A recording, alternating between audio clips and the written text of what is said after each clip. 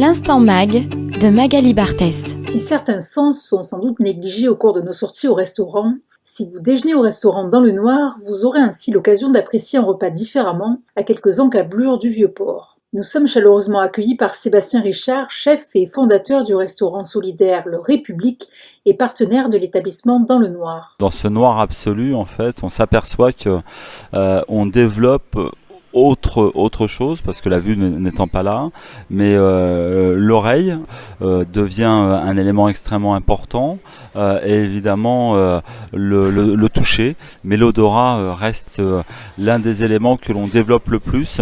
Je pense que chaque personne presque lève son assiette et rapproche son assiette du nez pour pouvoir voir exactement quels sont les aliments qui peuvent la composer. Donc c'est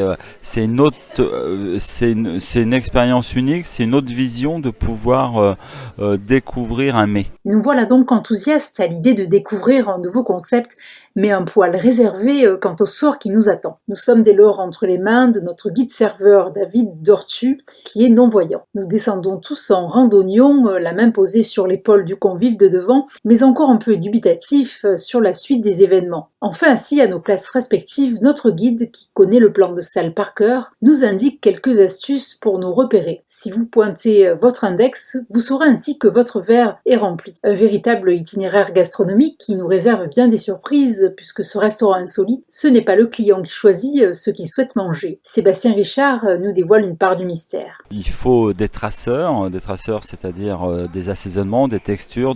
Là, on joue énormément sur l'acidité, on joue énormément sur l'amertume, on joue énormément sur le croquant.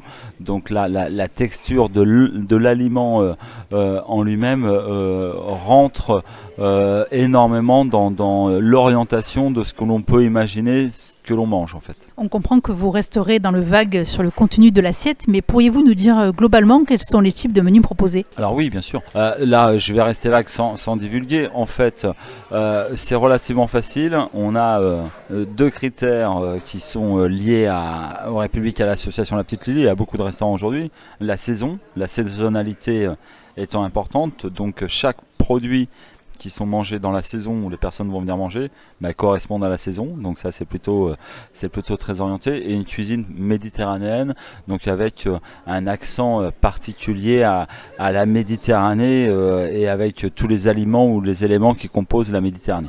Si le contenu de l'assiette du chef n'a pas dévoilé tous ses secrets, cet apprentissage nous est apparu comme un petit traité de sagesse. D'abord parce qu'il nous contraint à faire une pause dans le surmenage quotidien que même le repas ne permet plus. Mais aussi parce qu'il nous fait prendre conscience de tout ce que peuvent apporter les personnes déficientes visuelles à notre société. David Dortu nous explique en quoi son métier est exigeant. Serveur, c'est un métier qui demande beaucoup déjà de dextérité, mais dans le noir encore plus.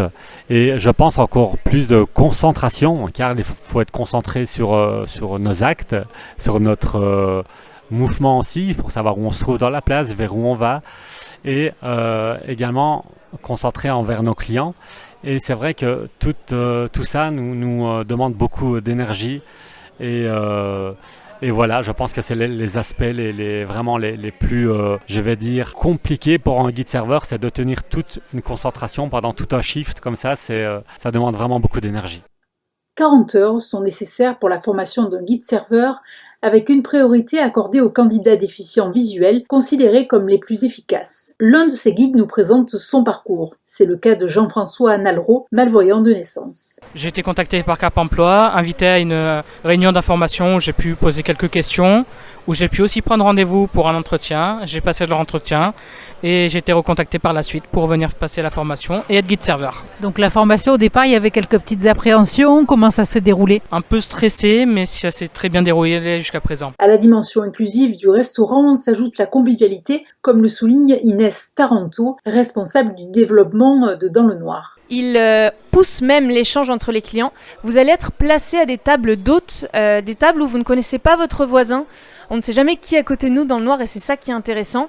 Il n'y a plus d'a priori visuel, plus de jugement. On va parler avec la personne et sans le juger sur son apparence, on ne va pas chercher à ce qu'il nous ressemble et c'est ça qu'on veut pousser. C'est ça aussi qui nous rassemble avec le République puisqu'il valorise toutes ces valeurs de partage, etc.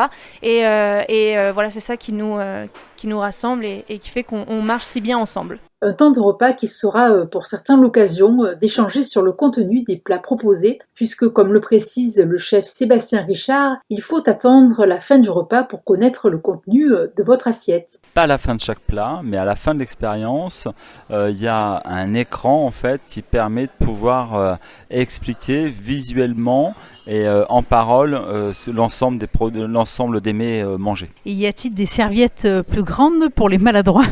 Non, mais c'est vrai que c'est une question qui vient de façon récurrente, à y réfléchir, si on ne va pas peut-être créer des bavoirs, entre guillemets, pas du tout dans le sens péjoratif, hein, mais des bavoirs de façon à ce que les personnes qui le souhaitent puissent mettre un élément autour du cou.